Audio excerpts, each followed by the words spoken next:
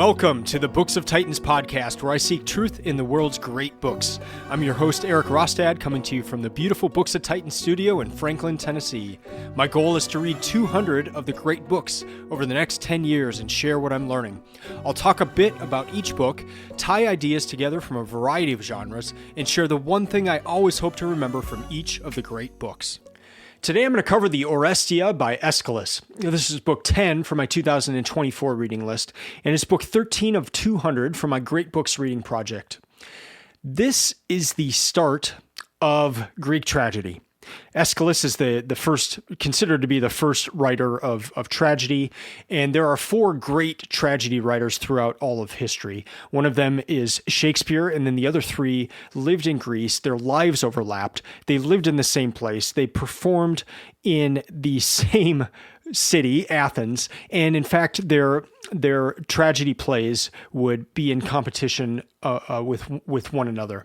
And so these are Aeschylus, Sophocles, and Euripides. And to just take a momentary step back and consider that three of the best tragedy writers in all of history lived at the same time in the same place is just astonishing. It's such a cool thing to think about. And I just imagine being in seeing these being performed for the first time. It just must have been an incredible situation and an incredible experience. So a tragedy is an impossible situation. It's a scenario where you are damned if you do, you're damned if you don't. It's not a right versus wrong. Like you don't, the characters don't have this clear cut, like, oh, here's the right thing to do. Here's the wrong thing to do. Oh, it's very clear that they've done the wrong thing here. It's more like they are having to choose between right versus right or wrong versus wrong. So it's more nuanced, and it's varying degrees of, is this more wrong than another choice, or is there another choice that's slightly better for this circumstance? And so it's not as clear cut as I like things to be. Like I like things to be black and white. Not the case at all in these tragedies. The other thing about tragedies is they're tragic. I mean, the one that I'm talking about today, justice involves killing a mother. So yeah, it's damned if you do, damned if you don't, and then just kind of tragic things involved in these anyway. One thing that it is kind of fun to do with tragedies is to take the side of a particular character and then make the case for their side. So I can imagine these just being excellent teaching tools of, this student takes one character's point of view and makes the case for them. Another student takes another character, but you can do it as well as you're reading through. And I would naturally find myself kind of siding with one character over another, but it was fun to take the character that I didn't necessarily like or side with and see things from their point of view, and then question their decisions and think about them. Did they make the right choice for that situation out of a bunch of terrible choices that they had to choose from? It's kind of a fun exercise to do that. So this one today, the Oresteia, is the only surviving trilogy that we have in Greek tragedy. So right now I'm reading Sophocles, the Theban plays, and there are three of those, but they don't necessarily go in order like this one does. And so there's more gaps in that one, whereas the Oresteia they go in order. There's a path in here, and in fact there were four parts of this, but only three have remained. We've lost the fourth part of it, but it still ties together very well. So as I'm getting deeper into Greek literature here, I'm calling this year my Big Fat Greek reading list, because almost everything is from Greece, and this is just a result of reading through the great books in order, and everything around this time being from Greece. So what I'm starting to see is that the whole world of Greek mythology and Greek literature is a set of puzzle pieces that come together and connect to a whole, and not a whole in the sense of like, we're missing a lot. We're missing a lot of the literature. Myths are referenced that we may not have the full story to, but there is this idea that each piece that I'm reading this year is a puzzle piece that does connect to the whole. So in the Iliad, I'm learning about that story. I'm learning about parts of the Trojan War. Homer is referencing myths, and he's not telling the whole myth, but he's giving a little piece of it. And that's one piece of the puzzle. And then I will read the Odyssey and get another piece of the puzzle, and then Pindar, and then Aeschylus, and then other writers. And so these puzzle pieces all come together, and it just makes for an exciting and incredible reading experience, because each part is part of this incredible whole, but you're getting different pieces and putting them all together. So with that picture in our minds, let me start by going into these three works that make up the Oresteia. And the first one is Agamemnon. And so with that puzzle piece idea, we can start with the Iliad here. We can start with what we learned about Agamemnon there. And what we learned is that he is the king of the Greeks. He's the brother of Menelaus. Menelaus' wife, Helen, has been taken to Troy by Paris, and as a result, the Greeks are now sailing to Troy to get Helen back to defeat the Trojans, and that's part of what the storyline is for the Iliad. In the Iliad, we get the idea that people don't really like Agamemnon. He's not a very likable guy. And then in Homer's other work, the Odyssey, that is the story of Odysseus' homecoming after the Trojan War.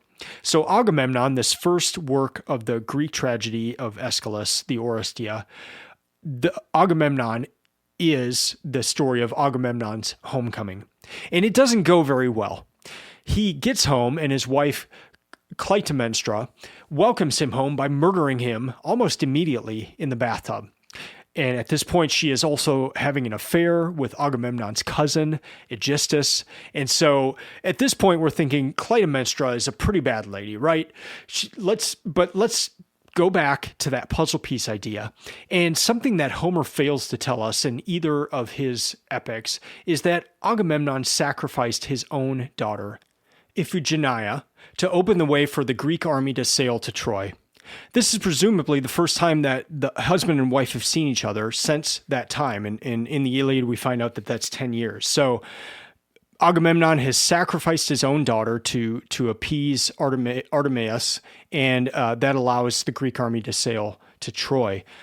10 years to fight the Trojan War. He comes home. I can imagine there is some pain that's been festering for that 10 years in Clytemnestra, and that she has a strong desire to kill her husband. Well, that is what happens. And so the first part of the trilogy here concludes with Clytemnestra and Aegisthus in power over Argos. We move into the second work of this trilogy, and that is the Libation Bearers. And it starts with Clytemnestra, who's had a nightmare, and she sends libation bearers to give libations for to presumably help with these nightmares. But the nightmares are kind of pointing to something, and what they are pointing to is her son. And her son has been away, and he is coming back now to exact vengeance for his father's death. And in fact, he's been told by the god Apollo to kill his mother because she killed his father. And he complies. He does kill Clytemnestra. He kills Aegisthus as well. And so the justice is done in that sense. He follows what Apollo told him to do. But there's a result of this killing, in that is that he is plagued by the furies of his mother. So what are furies?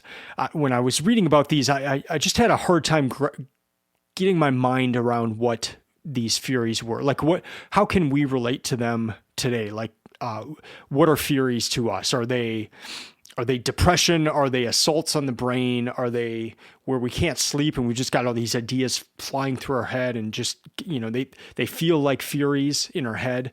There was one part in towards the beginning that I thought describes it well, and here is one. In this, I don't even think this is about furies, but it helped me understand it. And it says this: when deep slumber falls, or when deep slumber fails, remembered sins chafe the sore heart with fresh pain, and no welcome wisdom meets within. When deep slumber fails, remembered sins chafe the sore heart with fresh pain, and no welcome wisdom meets within. So with that, you just get this idea that there's no relief. There's no relief from this pain, these assaults of you killed your mother, that just assaulting him constantly over and over. So that's what Furies are, and that's where we end in the Libation Bearers, the second work of the trilogy. This leads to the third work, which is called the Eumenides, or the Kindly Ones. And this is where the resolution happens. So again, in Agamemnon, you have a wife killing her husband.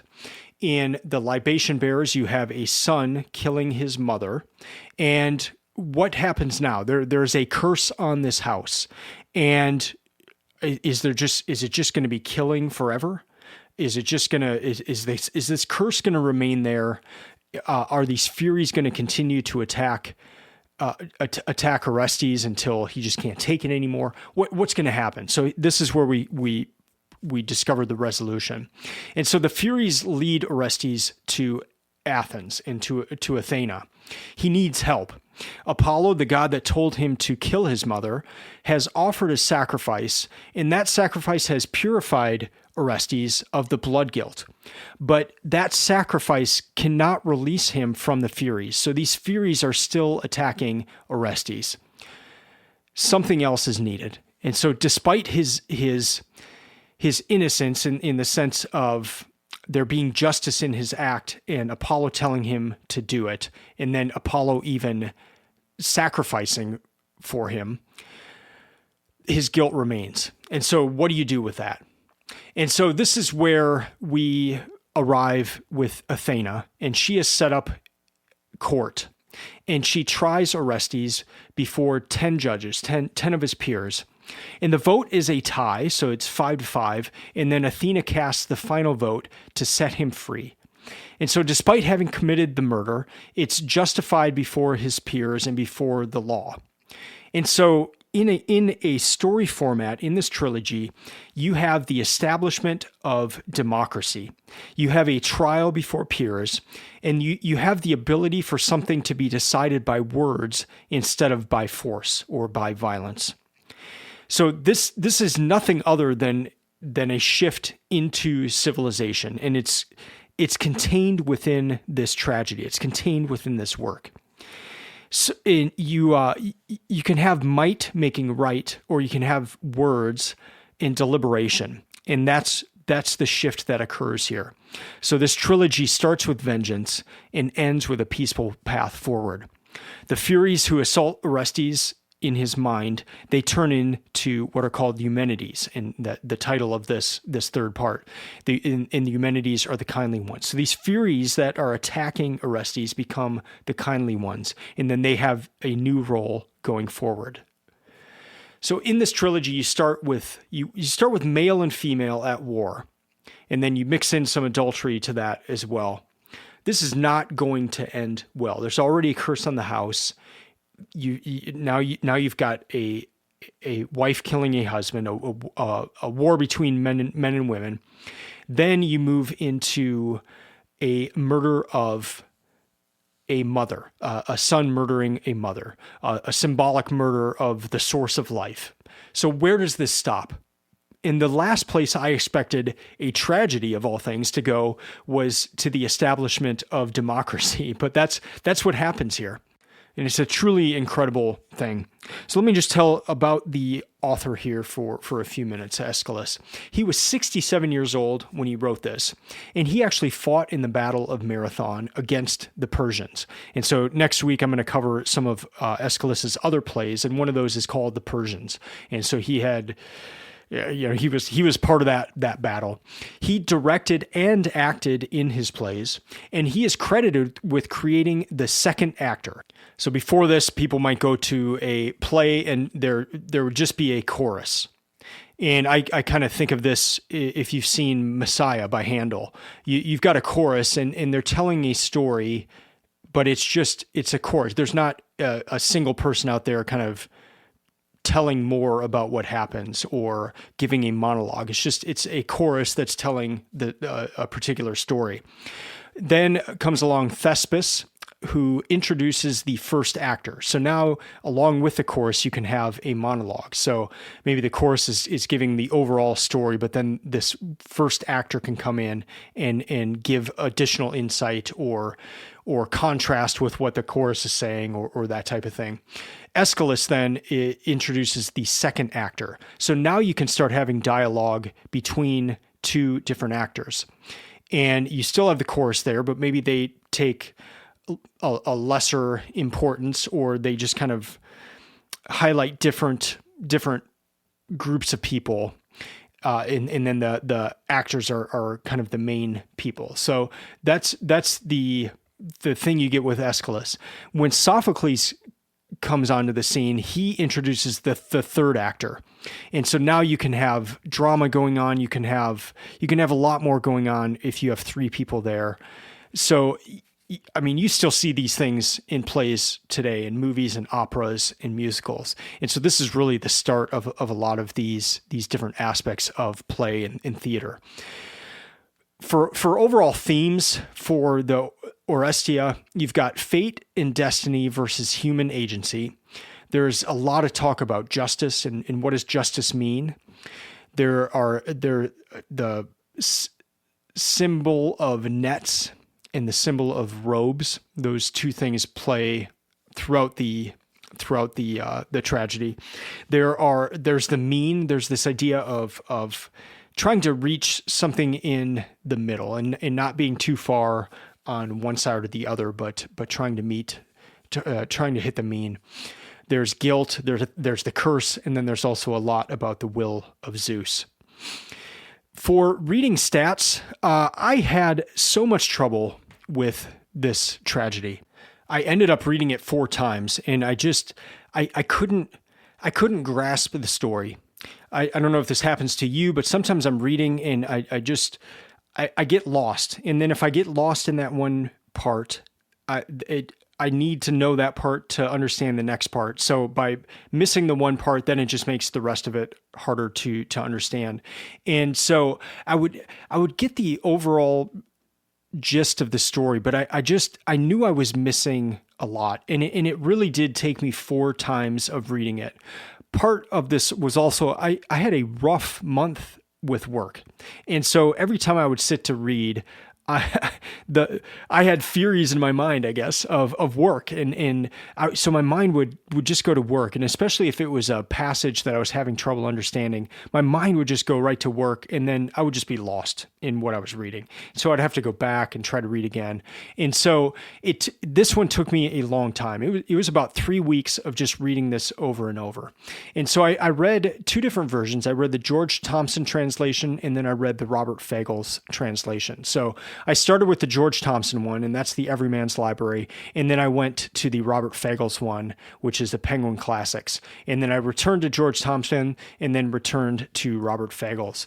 And the Robert Fagles one has a 100-page introduction called The Serpent and the Eagle. And it's one of the best introductions I've ever read before a classic. I was amazed. I mean, the whole thing is just underlined and starred and all that.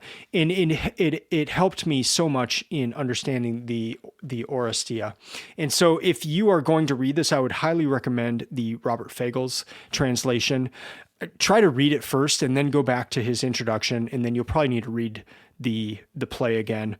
But yeah, I'm really glad I did that. I'm glad I took almost a month of work of just going over and over this tragedy. I mean, it's short enough to where I could do that. It wasn't like reading the Iliad 4 times or something like that. But it took me a while, and I'm glad I worked through that, because now as I'm moving on to the other tragedy writers, and then even after this, doing more of Aeschylus's works, I found that I was understanding those better. And so I think part of it too is I just needed to get into the mindset of the tragedy and what that's like, and how you've got the different characters, and you've got the chorus. this one took me a while. So I'm going to have two more segments in this episode, and the next is I'm going to connect the Oresteia to different other literature that I've read, and these things are just kind of come into my mind as I was reading the Oresteia. And then the segment 3, I will cover the one thing I'm still thinking about after reading this work by Aeschylus.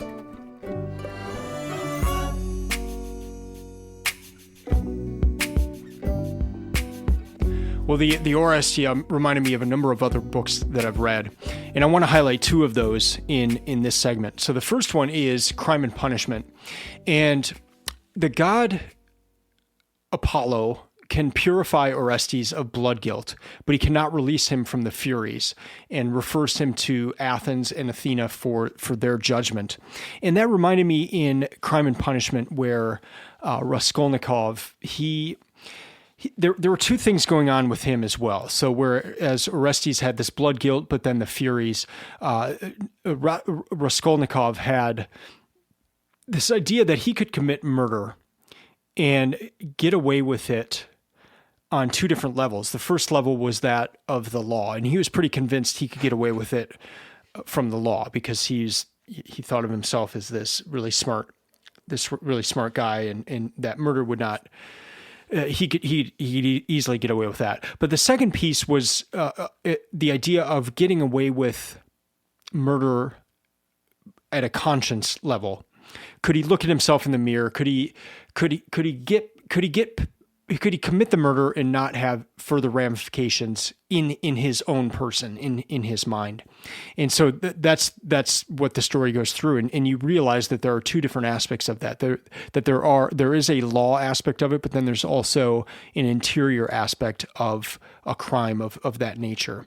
And so this story reminded me a lot of that tension as well. And then the other work that this reminded me of was the Gulag Archipelago. So I want to read something from the introduction of the Oresteia, and this is the introduction by Robert Fagles. And he says, "The momentum of tragedy threatens to crush us. It is some terrible engine of the gods, yet it also summons the insurgence of the human will, the power of the proud and self-aware." End quote. It made me think of Solzhenitsyn in the Gulag and just this momentum of tragedy threatening to crush us.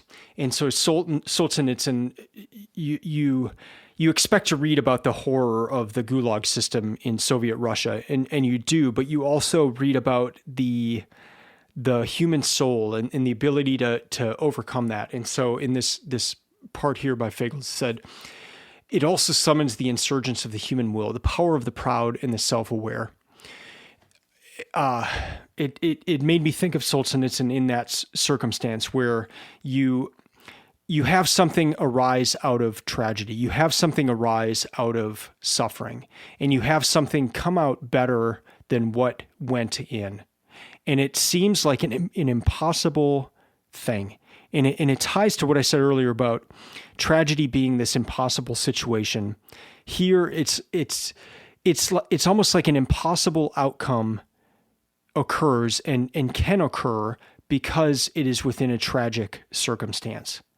And there's so much to consider in that, but it's something that's just amazing that out of tragedy, out of these horrible things, out of some of the worst things that people have experienced, you think Solzhenitsyn, you think Viktor Frankl, you have out of that something greater come out. And it's the power of tragedy. It's the power of these works where the human spirit, there's something that can lead out of tragedy. That's what you have in this work as well. And I'll get into that a little bit more here in my one thing in segment 3.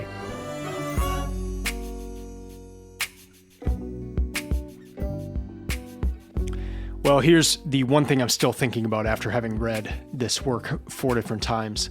And it's that this trilogy represents a shift to civilization. I mean, you even think about the difference in the beginning of this play to the end, where it's all about vengeance at the beginning, and it leads to reconciliation. It leads to democracy. It leads to trial by jury. It has this aspect of a marriage of art and history, of art being this tragedy in history, the actual what Greece brought to the world. And it's so incredible that it's called magic even within the play itself.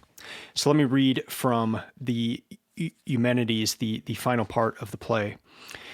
And once you reach the citadel of Pallas, so Pallas is Athena, and this is Apollo talking to Orestes here. Once you reach the citadel of Pallas, kneel and embrace her ancient idol in your arms, and there with the judges of your case, with a magic spell, with words, we will devise the masterstroke that sets you free from torment once for all.